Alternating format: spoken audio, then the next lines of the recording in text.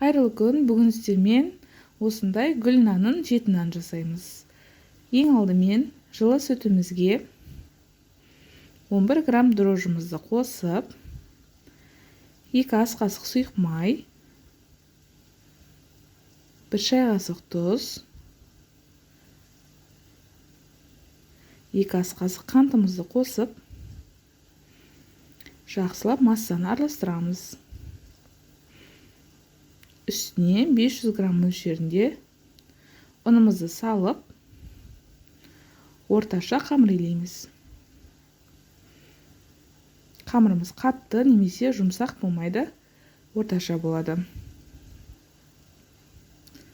Қамырымызды илеп алғаннан кейін, қамырымыз біріккеннен кейін, қолымызға сұйық май жағып, қамырымызды жылы жерге қойып қоямыз.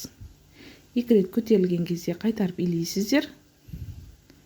Үшіншісінде қамырымызды алып, өлшеп алып, 7 бөлікке бөліп,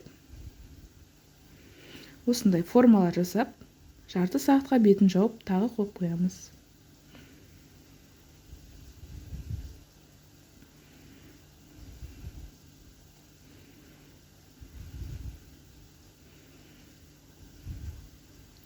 Жарты сағаттан кейін қамырымызды аламыз.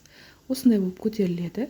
Қалауларыңызға қарай жұмыртқа немесе жұмыртқаның сарысын жақсаңыздар болады. Мен сүт жақтым. Енді өзіңізде бар мак, кунжут, семечки сияқты дәнді дақылдарды бетіне сепсеңіз болады. 170 градуста жарты сағатта пісіп шығады. Ас болсын!